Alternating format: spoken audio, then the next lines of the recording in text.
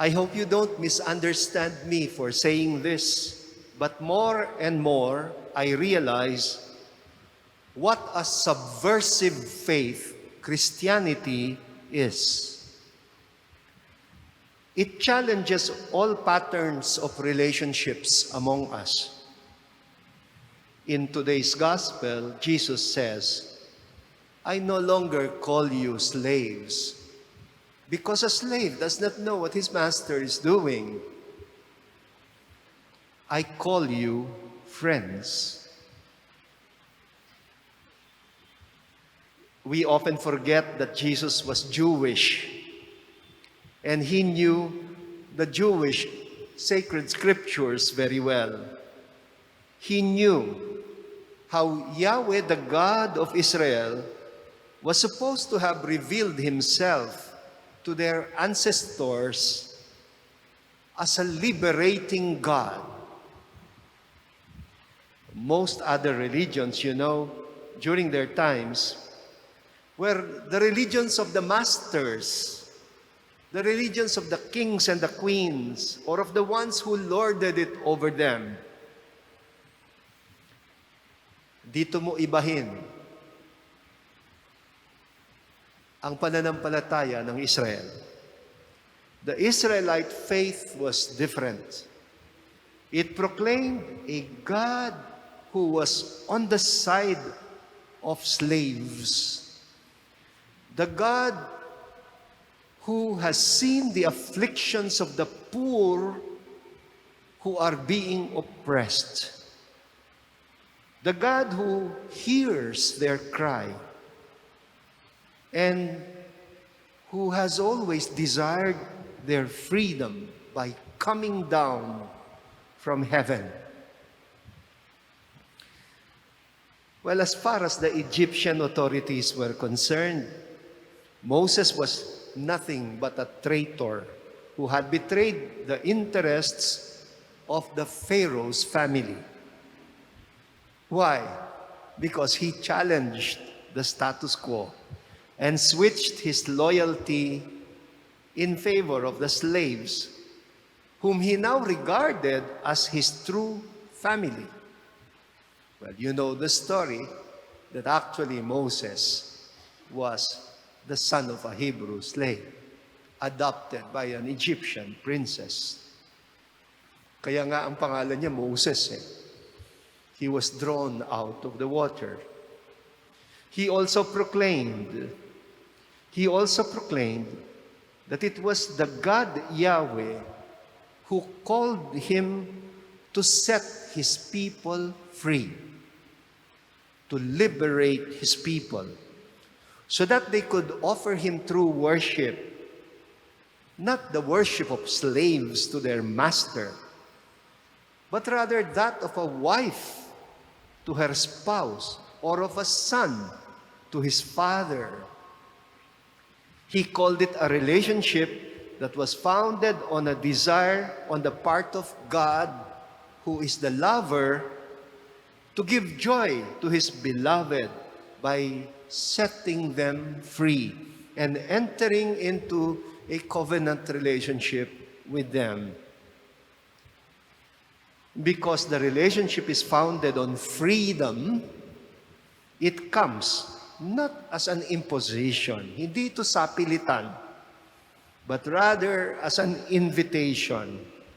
And the response that realizes the covenant is a commitment to this relationship. Yun ang background kung bakit madalas kong tawagin yung 10 Commandments as 10 commitments, 10 kasunduan imbes na kautusan. Because the lover desires only the good of the beloved and respects his will, he waits for a free response. Well, Jesus expresses it this way in today's gospel. I have told you this, he says, so that my joy might be in you and your joy might be complete. Yun lang daw ang gusto ng lover, the joy of the beloved, complete joy. You know, the implication is very radical. It means religion has nothing to do with either the Jewish or the Christian faith if it is an instrument of enslaving other people, if it demeans the dignity of others, or if it promotes a pattern of relationship that is not liberating. The basic storyline of the faith that Jesus had imbibed was that of a God who loves unconditionally. See, Jesus, he goes beyond the husband and wife or even the parent and child models of covenant. Maybe because he was fully aware in his time that there were also husbands who treated their wives like they were properties. And there were also parents who abused their children. Kaya in the gospel this evening, he presents a new model of relationship. A new kind of relationship between God and us. Ano itong model? A friend. That of a friend who is even ready to give up his life for his friends. I hope you see why I call Christianity a subversive kind of faith. Many people in history have tried to utilize this faith and to turn it into a religion of the masters, or to use it as a means for domesticating slaves.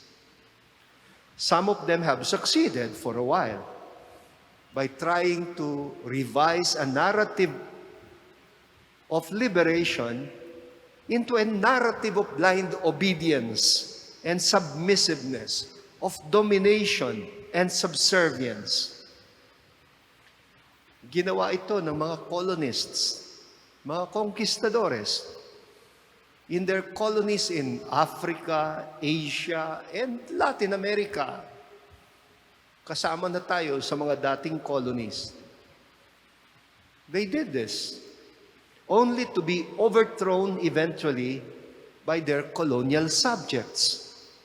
And they did it inspired by the very faith that had been used in order to keep them submissive.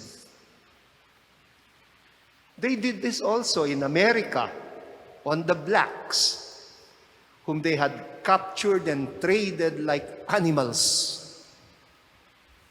They thought they could build a great republic on the foundation of slave labor.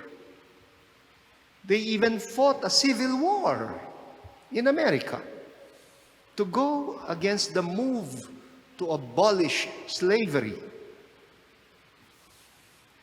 They were also surprised that the slaves had been awakened by the very faith that they had earlier used in order to keep them subservient. They too were surprised to see the radical memory of Moses and Jesus taking flesh again in their slaves who rediscover for themselves the biblical storyline of liberation and redemption, which they thought they had already rewritten. You cannot rewrite salvation history. You see, the love Jesus is talking about in the gospel is not the mushy, pietistic, harmless religion that many people often try to make of it. Christianity is a very radical faith.